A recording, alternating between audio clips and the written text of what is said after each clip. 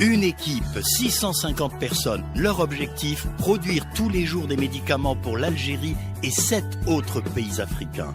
Leur nom, le laboratoire pharmaceutique Mérinal. Plus d'informations sur www.mérinal.com. Pour Mérinal, votre confiance n'a pas de prix.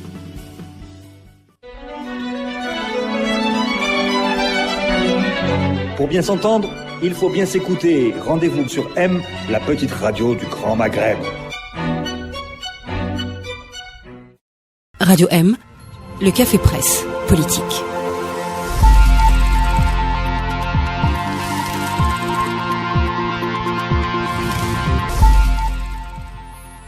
Bonsoir à tous, bienvenue au CPP, le café presse politique. Nous sommes en direct sur Radio M. Bonsoir Talal Hafid. Bonsoir Hassan Hadouche. Bonjour. Abou Tcharf, bonsoir. Bonjour. Hassan Qadi, bonsoir. Nous commençons à l'heure Abou Tcharf. Il est 18h. Nous n'avons pas de retard. Beaucoup de gens ont perdu leur pari aujourd'hui. Alors, on commence par vous, Hassan Qadi. L'image qui vous a marqué cette semaine. Je suis le dernier arrivé, je suis pas gâté. Non, c'est une image extrêmement triste. C'est une déclaration d'un universitaire constitutionnaliste dont je refuse de me rappeler du nom, qui a fait une intervention rapportée par le journal Khabar, spécialiste des questions de religion, et qui nous explique qui justifie la répression de l'association ou du mouvement Ahmadi en Algérie, en expliquant يجب الحفاظ على ديانة الأغلبية والحفاظ على حقوق الدينية للأغلبية. Il faut protéger les droits religieux de la majorité. C'est la première fois en 58 ans que j'entends quelqu'un nous expliquer que ce qui est menacé en priorité, c'est les droits de la majorité. Et que les minorités n'ont pas de droits. Donc la secte Ahmadiyya qui est victime de persécution et qui estime qu'elle n'a pas la liberté d'exercer son culte, alors que la liberté de culte est constitutionnalisée, ne l'oublions pas. Qu'est-ce qui vous a marqué cette semaine, Abou Tcharf ? C'est curieux, ça concerne aussi l'Ahmadiyya, mais moi c'est un autre volet, c'est la gendarmerie qui dit que la page Facebook principale de cette organisation est en Israël. Donc je suis un peu complotiste, mais là ça va très loin. J'ai pas de raison de croire les gendarmes, même s'ils ont retiré le permis d'Ihsan, ce dont je les félicite, mais c'est quand même une information, voilà. Vous y croyez ou vous n'y croyez pas ? Je dirais que j'y crois. J'ai pas de raison de ne pas y croire. Qu'est-ce qui vous a marqué cette semaine, Hassan Hadouche ? Moi, c'est une déclaration récente du ministre des Finances à propos de l'emprunt halal qui va être lancé prochainement.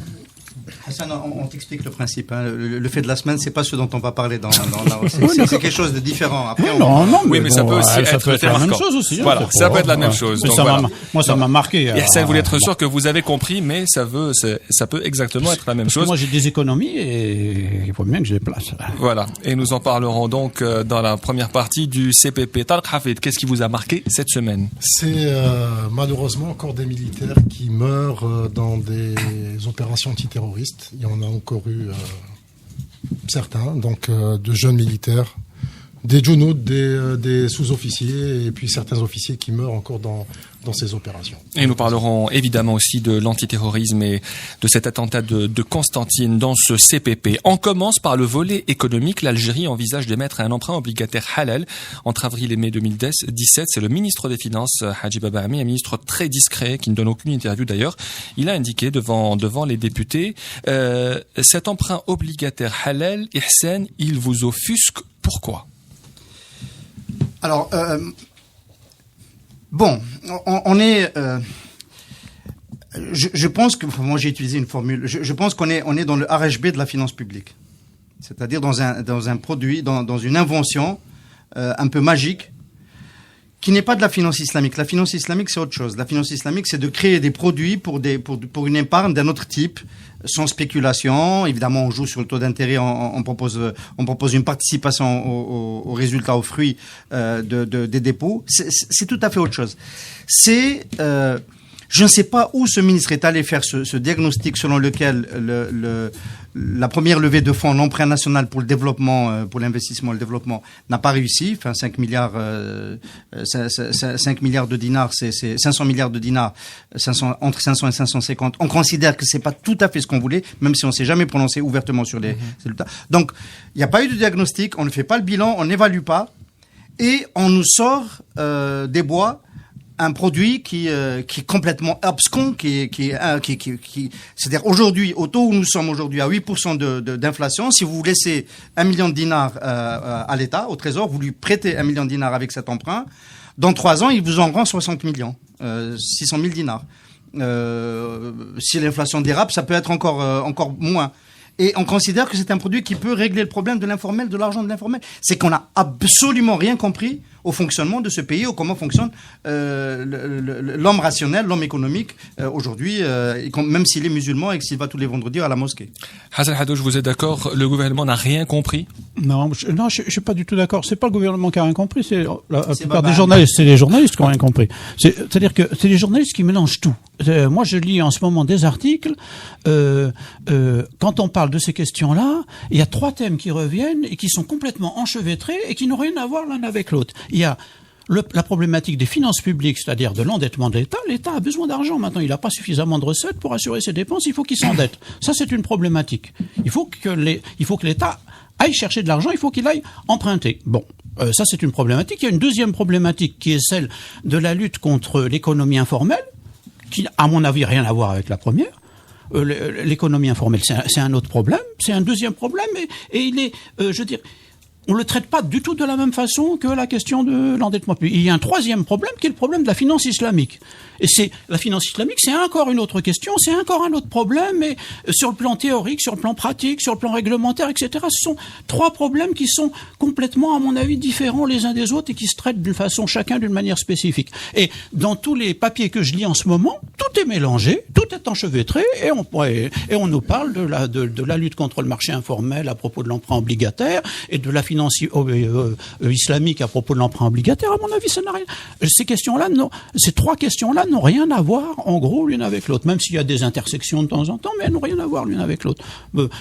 Bon, si vous voulez, en ce qui concerne l'emprunt obligataire, moi je suis pas d'accord avec le fait qu'on nous dise que l'emprunt obligataire est un échec. L'emprunt obligataire n'a pas été un échec. Quand on arrive à ramasser 570 milliards de dinars, c'est-à-dire plus de 5 milliards de dollars, ça fait 3% du PIB, c'est énorme. Je veux dire, c'est énorme, je vois pas pourquoi on a un certain nombre de journalistes décrètent que c'est un échec. On a fait une émission ici où tu étais présent, ouais. On disait Wash Machine. On disait, ils ont choisi de ne pas l'adosser à la bourse d'Alger.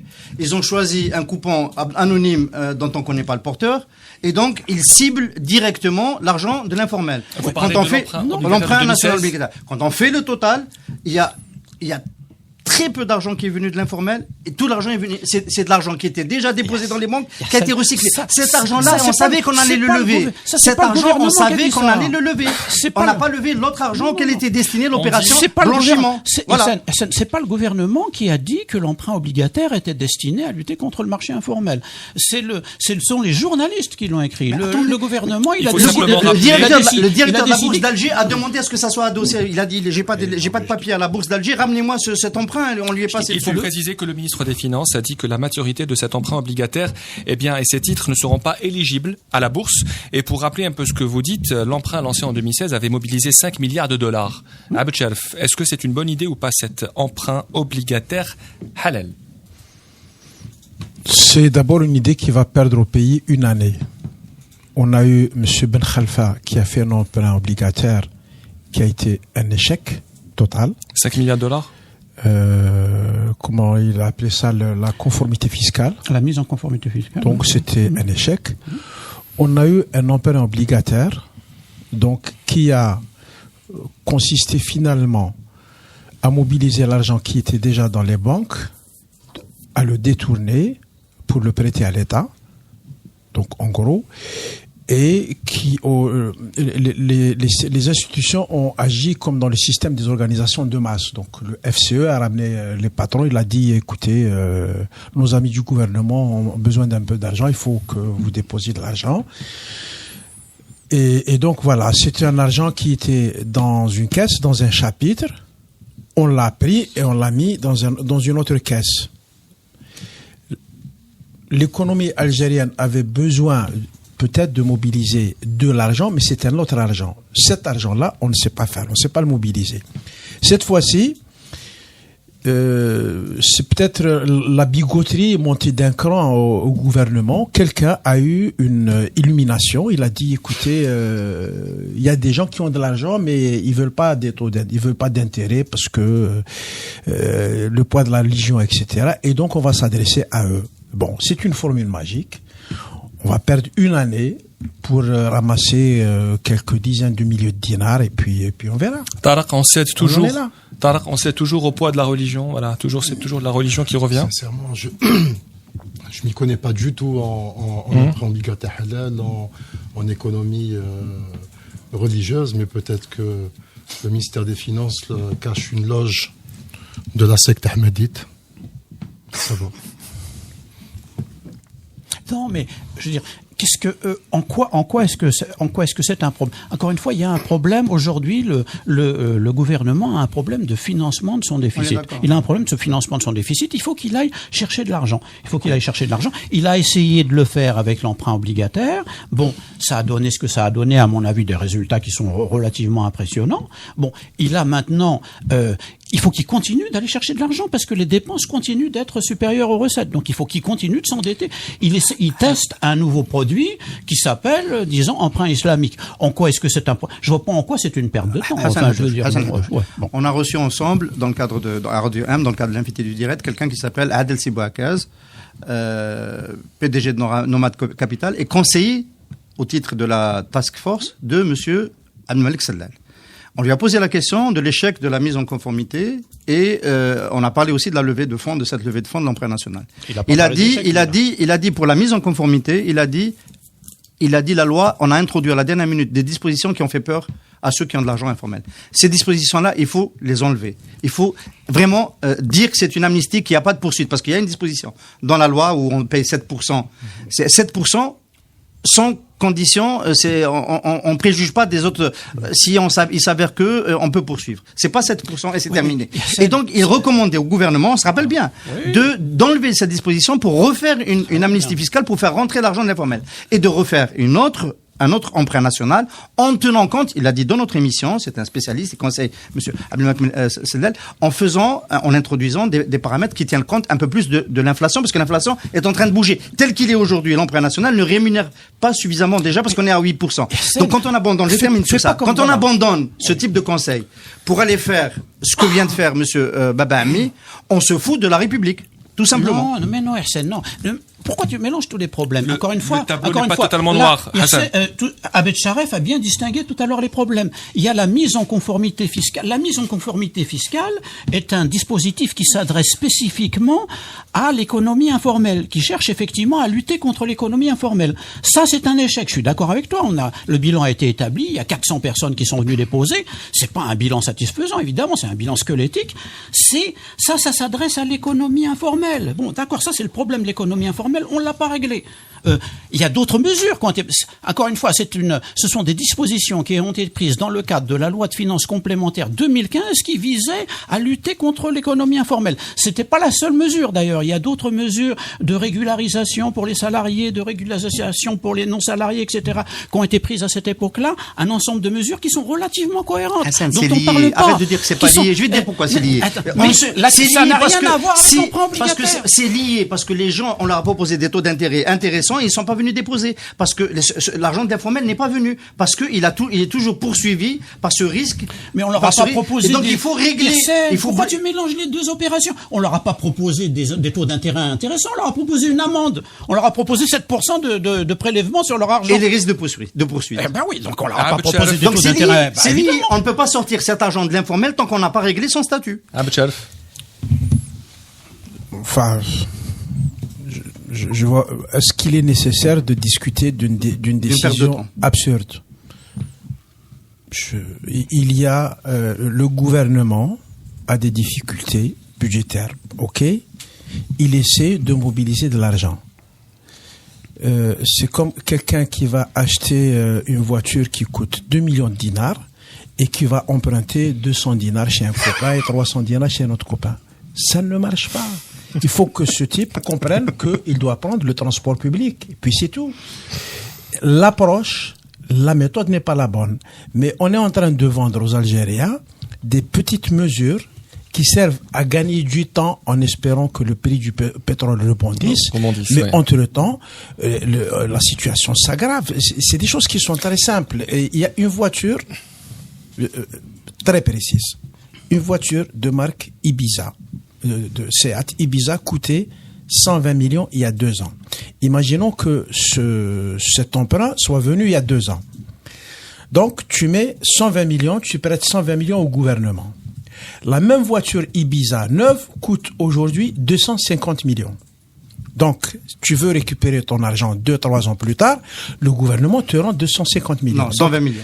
Te rend 120 millions. Tu lui as prêté une voiture, il te rembourse la moitié d'une voiture. Celui qui a de l'argent, celui qui possède 10 milliards ou les 5 milliards chez lui, celui qui est riche, c'est quelqu'un qui sait ce que c'est que l'argent. Il va pas le donner à Baba Amé, il va lui dire, mais monsieur, vous êtes fou. Comment je peux vous donner cet argent? Donc voilà, c'est... Yassine, pourquoi la finance islamique oui, mais l'emprunt halal non? Est-ce que c'est pas lié aussi? On prête pas à la même entité. L'emprunt, c'est pour prêter au trésor public. Bon, il y a eu une vague allusion comme quoi ça serait adossé à des projets qui en seraient... c'est pas encore... Il y a des modes de rémunération participative qui n'ont pas encore été définis. D'ailleurs, Baba Amé, qui n'est pas un communicant, aurait gagné à présenter le projet dans sa globalité, dire voilà, c'est 0 dinar. Ouais. Oui, bien sûr. C'est 0 dinar d'intérêt, c'est 0% d'intérêt, mais votre projet, on va mettre un peu d'argent sur le port de Chefchaouen, le futur port centre, et quand ce port va générer des revenus, on va vous rembourser sur ces revenus-là. Tout ça n'a pas été fait. On sait que c'est pas pour cela que ça sera, parce que celui qui a le droit de lever des fonds sur un projet, c'est l'entreprise qui réalise le projet. Sonelgaz pour une centrale électrique, l'entité qui va faire le port d'Alger, le port du centre pour le port du centre, et ainsi de suite. C'est pas l'État, c'est pas le trésor public. Donc, prêter au trésor public, c'est prêter au budget de fonctionnement et éventuellement au budget d'équipement. Et donc, on est dans l'emprunt habituel, on est dans du papier souverain qu'on achète et qui est rémunéré ou pas. C'est tout. On reste. Ça va financer l'achèvement de la mosquée d'Alger. Oui, peut-être, qui est prévu voilà, pour. Projet, oui, mais il semblerait pas qu'il y ait des problèmes d'argent sur la salle de prière qui sera prête à fin 2017. Alors, l'économie, c'est aussi l'enjeu, un autre enjeu, c'est celui de l'adhésion prochaine du Maroc à la CEDEAO.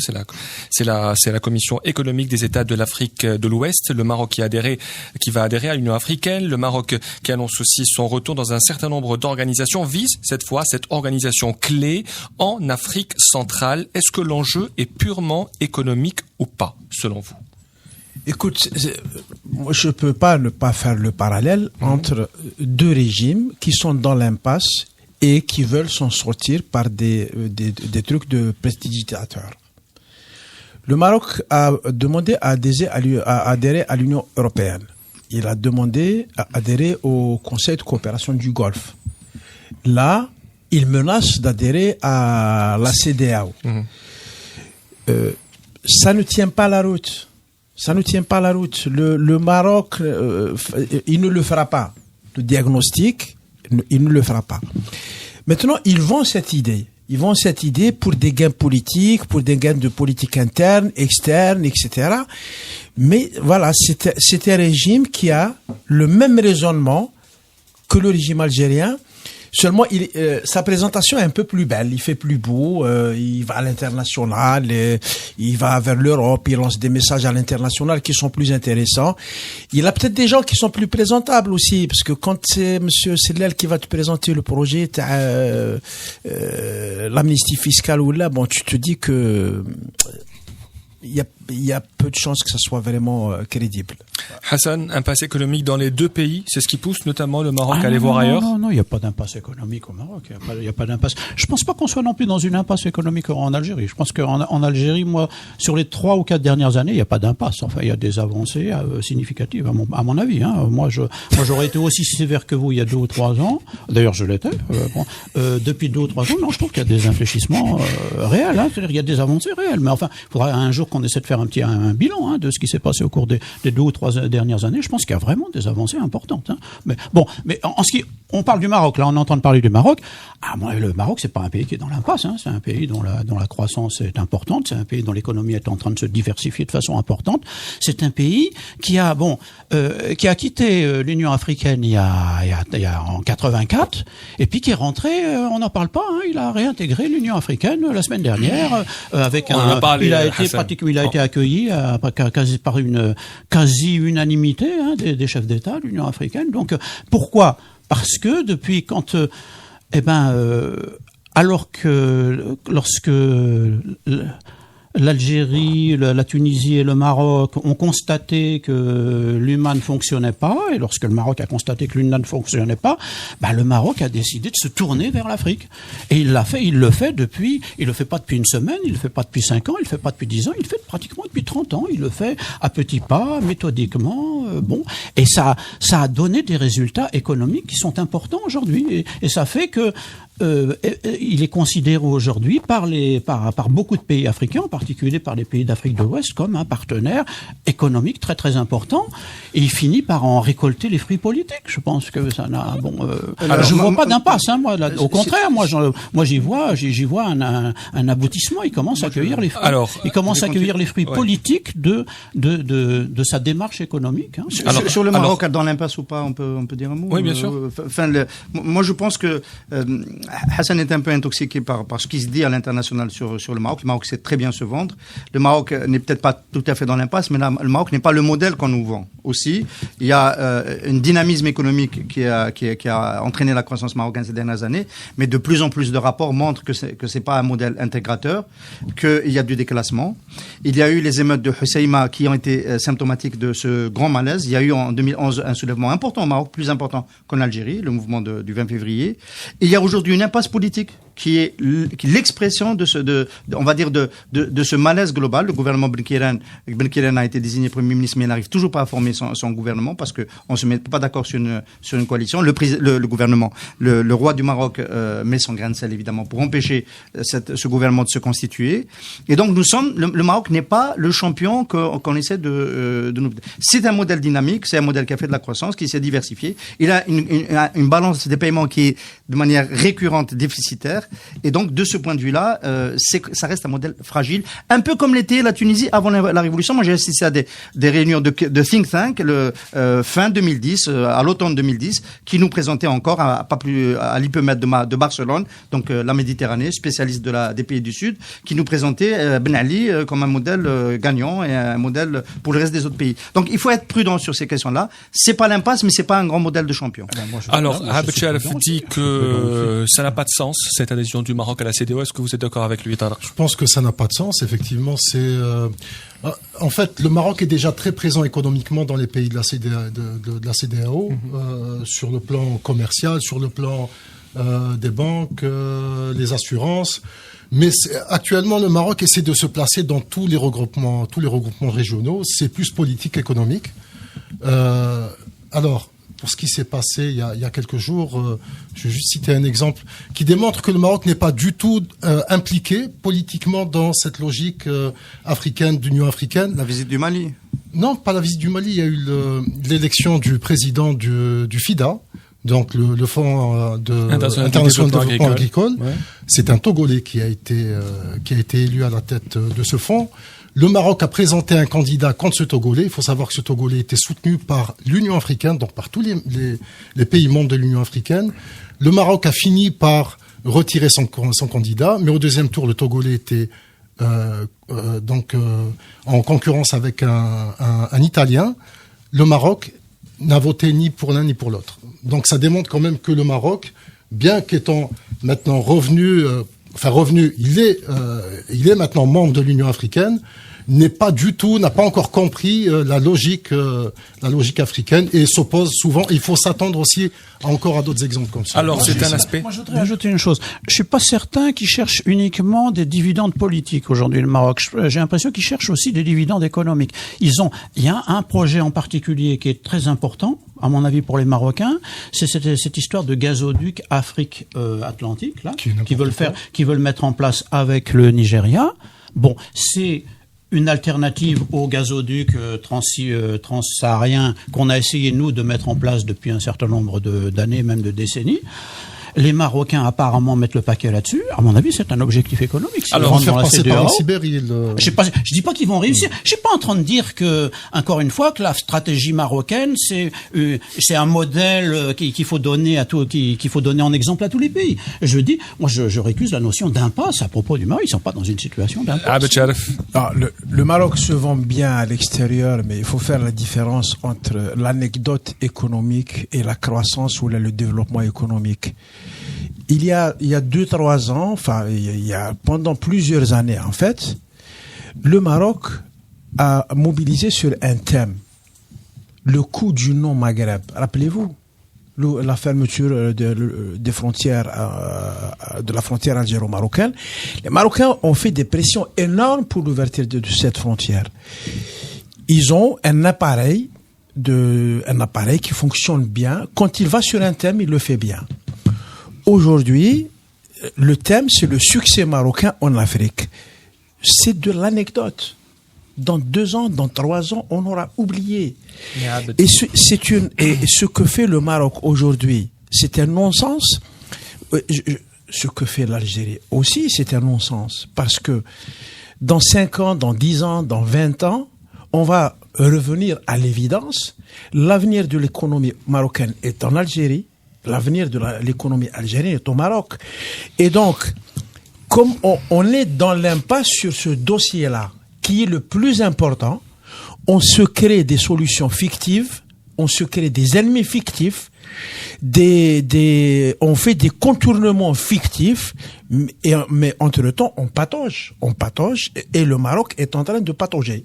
Mais le Maroc est présent au Sénégal, au Togo, en Côte d'Ivoire, Bénin, dans le domaine de la banque, de l'assurance, du transport aérien. On ne peut pas dire que c'est seulement une présence symbolique. Elle est symbolique.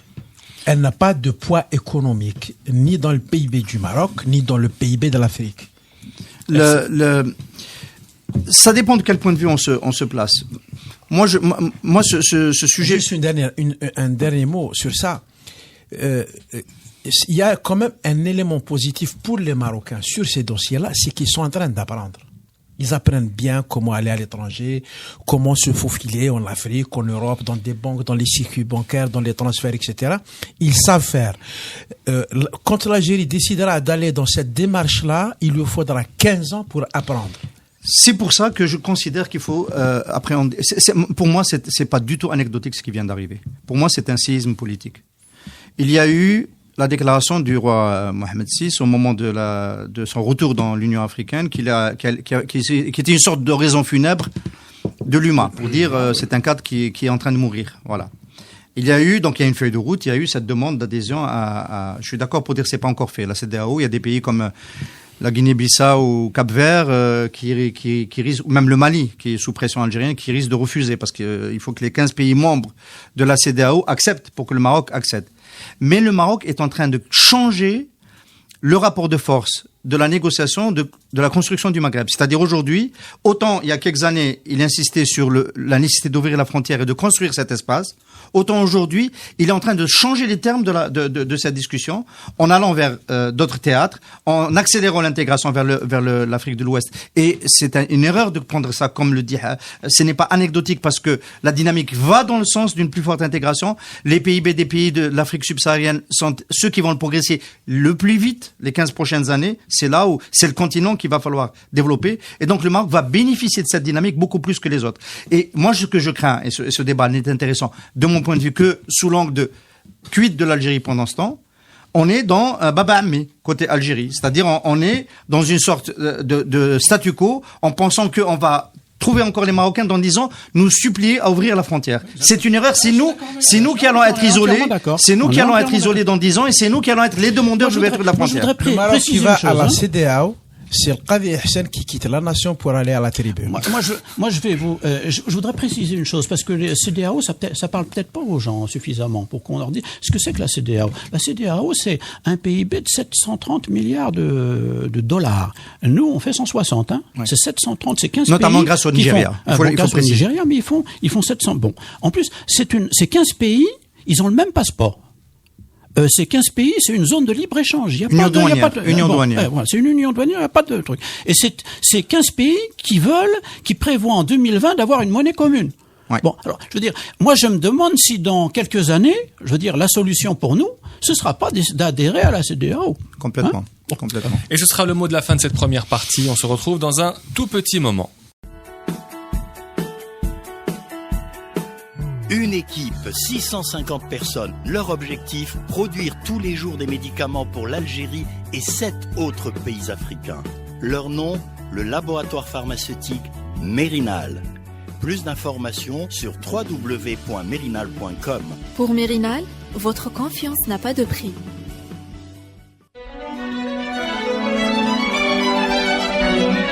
Pour bien s'entendre, il faut bien s'écouter. Rendez-vous sur M, la petite radio du Grand Maghreb. Le Café Presse, politique.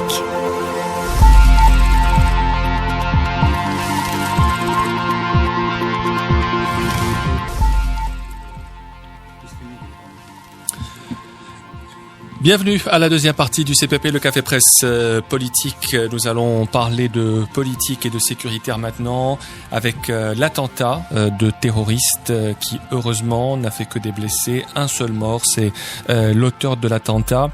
Alors cet attentat nous a replongé un peu dans ce débat sur les résidus du terrorisme. Ça pose une question, est-ce que donc, l'État islamique qui a donc revendiqué cet attentat, même s'il n'a pas fait de dégâts, est-ce que ce n'est pas uniquement pour marquer encore leur présence? Ça veut dire que l'État islamique est encore présent en Algérie. C'est ce qui a été dit parmi les arguments avancés à Abdcherf. Si tu parles du volet État islamique, je pense que l'attentat prend une allure exclusivement médiatique. Donc l'État islamique, ce qu'il en est, ce qui en reste ou ce qui existe en Algérie, n'est pas en mesure d'influer sur la vie politique, même sur la vie sécuritaire. C'est revenu à un niveau qui est très bas. Le seuil du terrorisme est très bas. Pour le moment, je pense qu'il peut pas être éliminé. Je pense même que ça va durer assez longtemps, que c'est un phénomène qui est là, il faudra faire avec. En plus, c'est un phénomène qui va dépendre un peu de certaines évolutions aux frontières. Donc, c'est pas totalement maîtrisable à l'intérieur. Mais ceci dit, ce n'est plus une menace stratégique pour l'État algérien depuis très longtemps. Yersen, le terrorisme résiduel va durer encore longtemps? Alors, moi, j'étais très attentif à la liste des terroristes qui ont été abattus dans la wilaya de Bouira il y a une quinzaine de jours. Et on donnait les dates auxquelles ces terroristes avaient rejoint le maquis. Et ça ne bougeait pas des années 90. Il y en avait de 2003, et puis à la fin, il y en a eu deux qui dans la plongée dans la clandestinité et le maquis, le djihad, remonte à 2010. Et donc la question qui se pose, en fait, pour répondre à ta question, résiduelle ou pas, si ça dépend si ça se renouvelle au rythme, c'est comme pour les réserves pétrolières, hein, au rythme de l'élimination de ces djihadistes. C'est bon, tendanciellement c'est clair qu'il y en a de moins en moins qui rejoignent, mais il faut noter qu'il y en a qui ont continué à rejoindre au-delà de 2009-2010, et moi ça me préoccupe. Tarek. Moi, ce que je relève, c'est que déjà il y a deux organisations.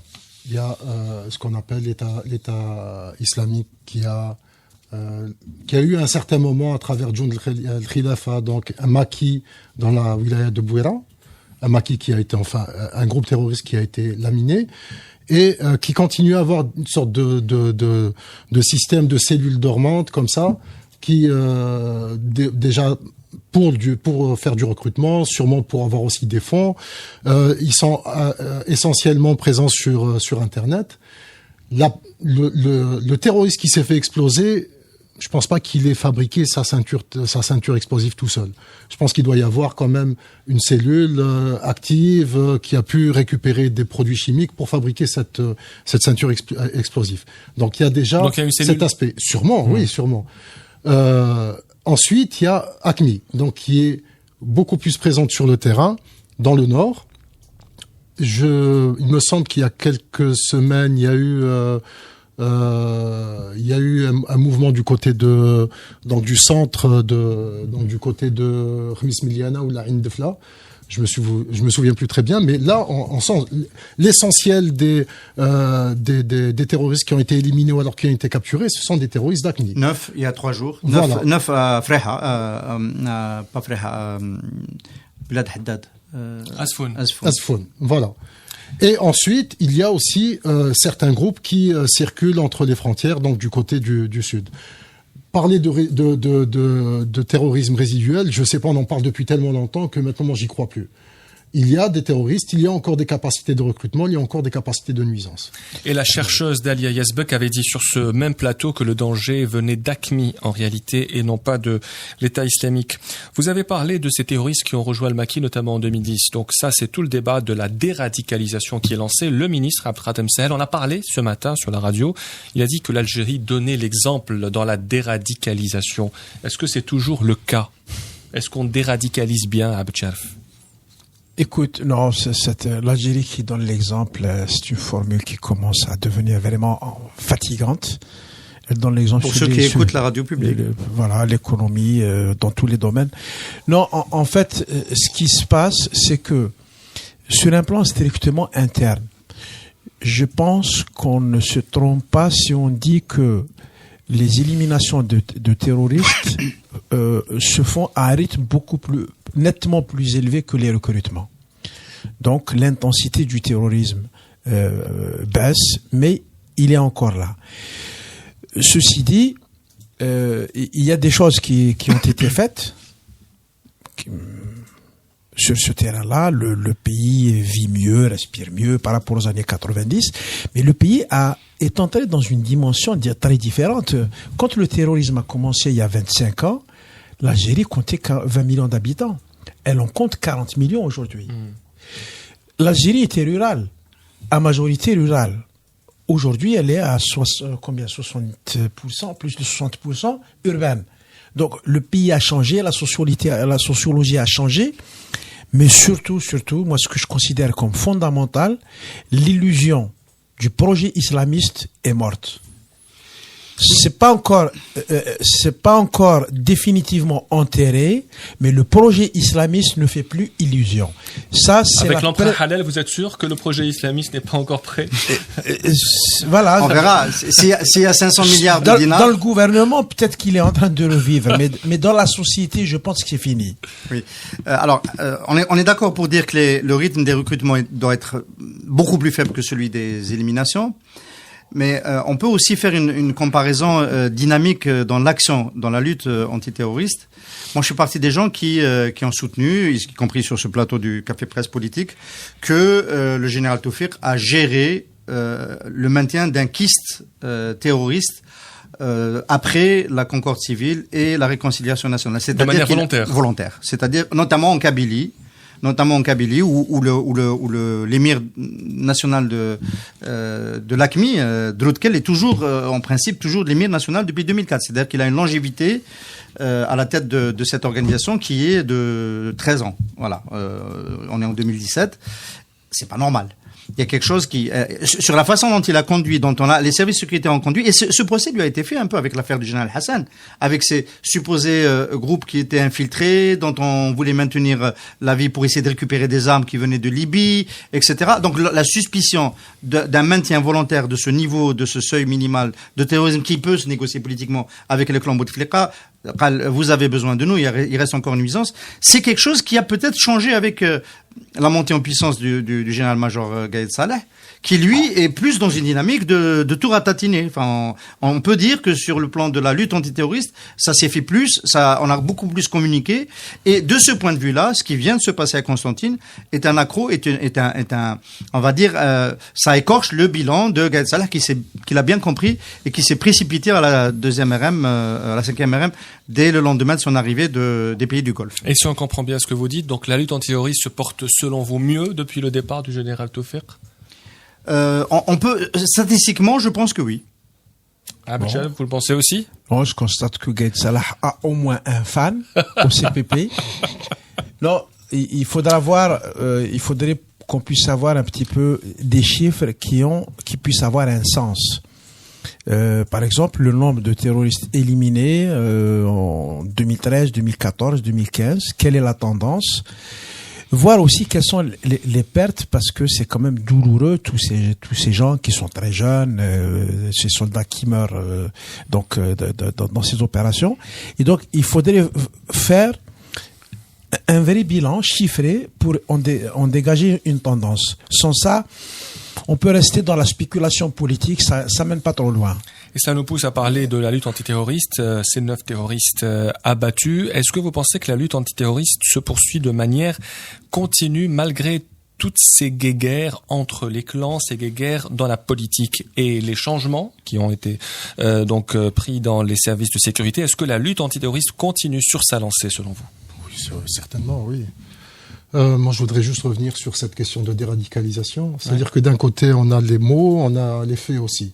C'est-à-dire, on peut pas dire l'Algérie à l'avant-garde de la déradicalisation, présenter des formules, des solutions, même à des pays étrangers, notamment aux Américains, aux Canadiens et aux Européens, et puis recevoir au siège de la présidence le chef d'une organisation terroriste pour... Présenter comme personnalité nationale. Tout à fait, pour que cette personne présente sa vision de la future constitution. Ça, on peut pas l'accepter.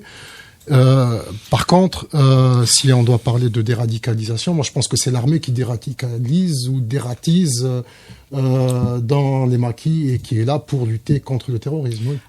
Moi j'ai entendu, puisque tu l'as évoqué, Khad, l'entretien de monsieur le ministre des Affaires maghrébines africaines et arabes. Il nous a absolument rien dit. Enfin, c'est terrible quand même c'est un non-entretien. Si vous avez appris quelque chose, vous me le faites savoir. Sur la Libye, enfin, la répétition des généralités du style, nous n'avons aucun intérêt en Libye, donc nous sommes près d'aucune fraction, et donc nous pouvons jouer ce rôle-là. Enfin, dire qu'on n'a aucun intérêt en Libye, c'est quand même embêtant pour un pays de la taille de l'Algérie. C'est peut-être plus l'expression d'un retrait et d'un échec. Sur la question de la déradicalisation, il s'est contenté de reprendre ce qu'a fait l'Algérie en glissant sur l'Ahma du talent de Zerouel et en insistant surtout sur la concorde civile et la réconciliation nationale. Mais la vérité, c'est qu'en Algérie, il n'y a pas eu de réconciliation nationale. Il n'y en a pas eu. On ne peut pas évoquer un modèle algérien parce que on a mis sous le tapis les blessures des années 90, le traumatisme. Les familles victimes du terrorisme ne savent pas qui a assassiné les leurs. Les familles de disparus ne savent rien du sort des leurs et qui, dans les services de sécurité, est responsable de la disparition des leurs. Et nous sommes dans une situation où la réconciliation s'est faite dans le mouvement social parce que c'est une demande de vérité qui émane des victimes de la guerre civile, mais qui n'a pas été organisée par l'État. Il n'y a eu aucun débat, comme ça c'est en train de se faire en Tunisie sur la période Ben Ali. Comme ça, on a tenté de le faire au Maroc avec l'instance égalité-vérité, équité-vérité. Je ne parle pas de l'Afrique du Sud, qui est le modèle de tentative de réconciliation. Chez nous, c'est pas fait. Et chez nous, il y a le risque qu'à tout moment, ce traumatisme mal soigné, sur lequel il n'y a pas eu de résilience, nous revienne dans la figure avec la jeunesse. En fait, l'enjeu est là. Nous sommes une société qui a vécu une période de violence inouïe et nous sommes dans une situation, dans une étape post-traumatique. Alors, comment la gérer? Il y a une gestion algérienne qui s'est faite par le laisser-faire. On amnistie, on laisse les gens aller dans la société, on ne mène pas une action spécifique, on laisse les choses se faire par le temps. C'est peut-être pas la bonne solution, mais c'est la solution qui a été choisie. À partir de là, on peut regarder quels sont les résultats. Je suis obligé de constater que nous vivons mieux que dans les années 90 et de très très loin, que le pays s'est apaisé. Mais par contre, cette violence revient sous d'autres formes parce que il y a la violence avec le terrorisme, la lutte antiterroriste, le choc frontal que ça provoque, mais ensuite les séquelles dans la société, c'est la corruption, c'est les réseaux qui sont nés à cette époque-là et qui sont toujours présents, qui se sont organisés au pouvoir, c'est la violence au quotidien. On se rappelle que le procès a eu lieu cette semaine le chef de la police algérienne a été tué dans son bureau par un de ses adjoints. Moi, je classe ça comme une séquelle post-traumatique des années 90. Et toute la violence dans la société, il faut lire Nahar ou Shuruq à titre d'indication de ce qui se passe dans la société, de la violence qui est présente dans la société. C'est effrayant. J'ajouterais dans le modèle de déradicalisation qu'évoque donc ce ministre, qui serait vendable au reste du monde, etc. Abd vient de dire, en fait, c'est un modèle qui joue sur le temps. Mais c'est un modèle qui joue sur le temps avec beaucoup d'argent public. Il y a aussi le modèle algérien, c'est un modèle qui a beaucoup dépensé pour essayer d'acheter le silence des familles de disparus, le silence des familles des victimes. Et c'est pas un modèle reproductible aussi de ce point de vue-là, parce que les autres pays qui peuvent subir cette situation-là n'ont pas les moyens des finances publiques de l'Algérie. Abd Sharaf a parlé évidemment du procès Chouaib Oultaj, donc qui était l'assassin présumé, qui est maintenant l'assassin condamné par la justice. Il a été condamné à la prison à vie, une des séquelles du terrorisme. Est-ce qu'on peut parler d'un procès expéditif selon vous? Sincèrement, je n'ai pas réellement suivi, mais je trouve que ça a quand même duré très peu de temps. 2 jours, 3 jours? 2 jours. Oui, 2 jours. Si on compare avec les autres... 24 heures, je crois. 2 jours. 2 jours. Si on compare avec les autres affaires, Sonatrach, puisque ça, c'est quand même...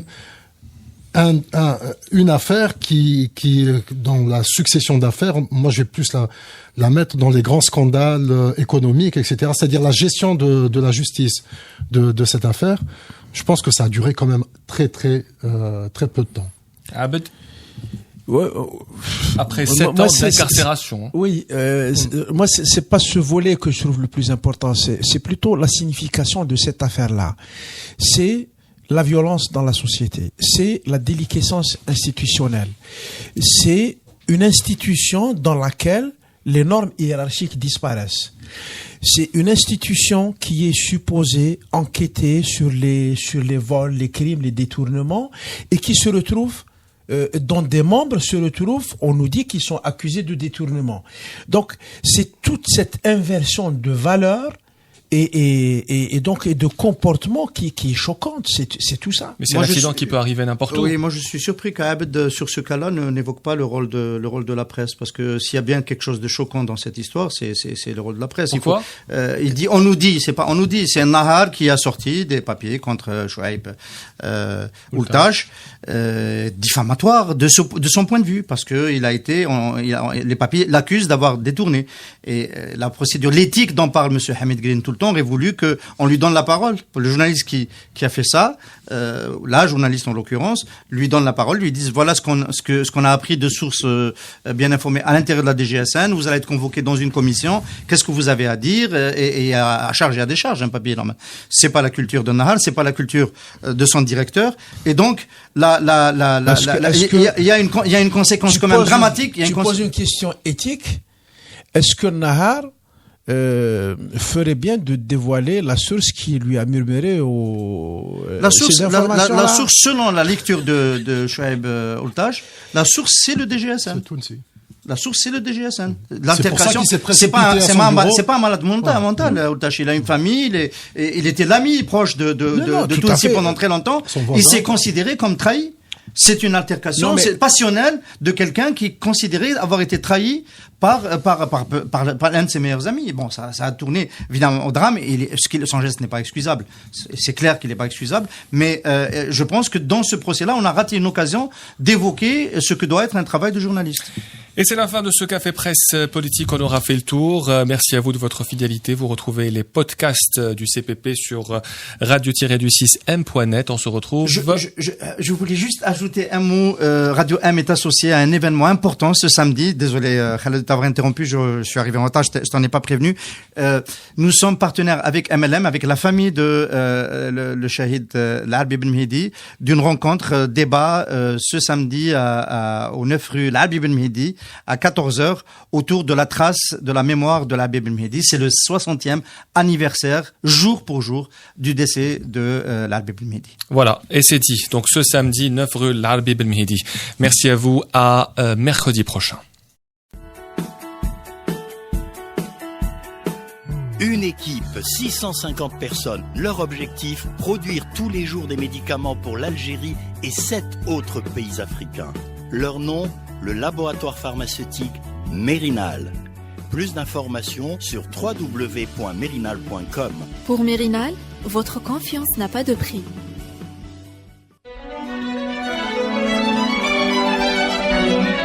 Pour bien s'entendre, il faut bien s'écouter. Rendez-vous sur M, la petite radio du Grand Maghreb.